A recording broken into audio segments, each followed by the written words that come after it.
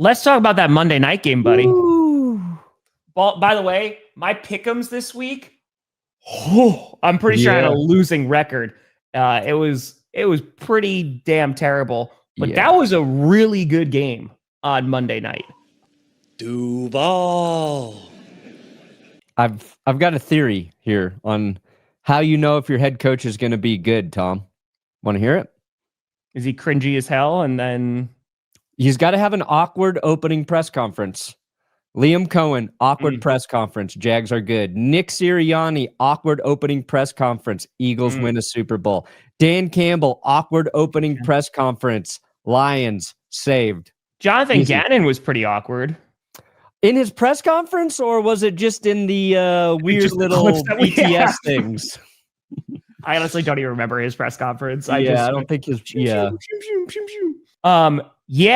What a game. And this is a thing too, like the Jaguars, Trevor Lawrence, had that first turnover, which was the fumble. And it's just a really good play by Bolton. But they almost got another touchdown here, and maybe this game wouldn't have even been that close, because then obviously the Chiefs were able to move down the field 99 yards or 98 yards, whatever it was, and score. But holy cow, man. Jaguars. I put them in the power rankings last week, and I got a little poop for that. And people were like, oh, the Jaguars should not be here. And guess what? They just beat the freaking Chiefs, man. So that was pretty incredible. Like, their defense had been better, and for both teams, right? Their quarterbacks were their leading rushers on Monday night. And ETN has been having a really nice season. That unfortunately kind of continues the woes for the Chiefs. But talk about the progression of that Jaguars defense. Holy cow, man. That 99-yard pick six. Like, this is the kind of stuff that you didn't really see a whole lot of last season. And it looks like the Jaguars are a much more balanced team. And I'm just so happy for Trevor Lawrence, man. I'm so freaking happy for him, because even in my chat, people were talking about how Trevor Lawrence was a bum. And he was just like, oh, man, he's turning the ball over. He's not looking good, even though one of that interception should have definitely been defensive pass interference. But for him to go out and have the drive that he did, and to freaking that play, he stumbles, he falls down, and there's nobody there. And he's just like, oh, I guess I'll run in. And Chris Jones is waving to him as he runs past him. Good luck, Trevor. Good luck. Godspeed. Yeah, I honestly have no clue if Trevor Lawrence is a good quarterback. I watched that game and I was like, he sucks. He's great. He sucks. He's great. I think he's a volatile QB. I think he does shit no quarterback who's played as long as he has should be doing. He definitely doesn't know when the play clock's about to run out. Okay. It's like he's not even thinking about the play clock. There were so many bad plays by him that I was like, oh, fuck. They are hanging on by a thread. But then, like, the pass to Brian Thomas Jr. to, get them going on that final drive was as good of a throw as a quarterback can make. The interception was 100% pass interference. And I'd like to just take a moment to talk about the referees in this game, Tom, and Chiefs fans, and how they were melting down on X, Twitter, whatever you want to call it. I have never seen such a delusional fan base in my life, Tom. In my life, except for all the cool Chiefs fans here right now and the ones who watch my show every week. I love you guys. You're very smart. You're level-headed with your takes. We've said it last year. We say it the year before. When you catch a break, just say we caught a break. Cool. That sucks for the Jags. That was definitely pass interference on Trevor Lawrence's interception, because it was. And let's also go back to the touchdown you got on the illegal pick play. Okay? Tweet out, oh yeah, they got away with one there. And the amount of people telling me I don't understand the game of football was infuriating, Tom. Infuriating. Because I listened to the official in the booth explain quite literally why that was a penalty to us. Now, to be fair, he said it's pretty close. He said it was close, but he felt that it was outside the area where you can make contact there in that situation, and that he would have left it as a penalty. So we have the expert telling us that he thought it should have remained a penalty, that shouldn't have counted as a touchdown. So I'm going to go on that. But say that the Chiefs got away with one? while the Chiefs are not 5-0. And man, it's a quick reminder of how we're all actually just the same. We are all the same as football fans. When things are not going well for us, we become the worst versions of ourselves on social media. It's accurate. But I just want them to say we got away with it. That's all I'm asking for, Chiefs fans. Mm-hmm. And they're like, we got penalized 13 times. Yeah, the ref stole it. Well, you got penalized 13 times because you played sloppy football. You played undisciplined football. And not every penalty is weighted the same, right? So one penalty should have taken away a touchdown for the Chiefs, and the other penalty handed them the ball in the red zone. Like, those are huge calls. Huge for your team. And they kept the Chiefs in the game. That interception kept them in the game. Now, Jacksonville, you don't want to, when you're blaming refs, you don't want to take away credit from a team that fought back in to get the win. And that's what the Jags did. And before that drive, I said, like, we're going to find out what the Jacksonville Jaguars are made of, right? Because Chiefs take the lead and you're like, oh, fuck. Chiefs they're definitely still the Chiefs. But then they drove down and they scored in a weird way. And I think that's just how things are going to go for the Jags this season. They're going to be a weird kind of janky offense that's propelled by a very dynamic defense that's opportunistic.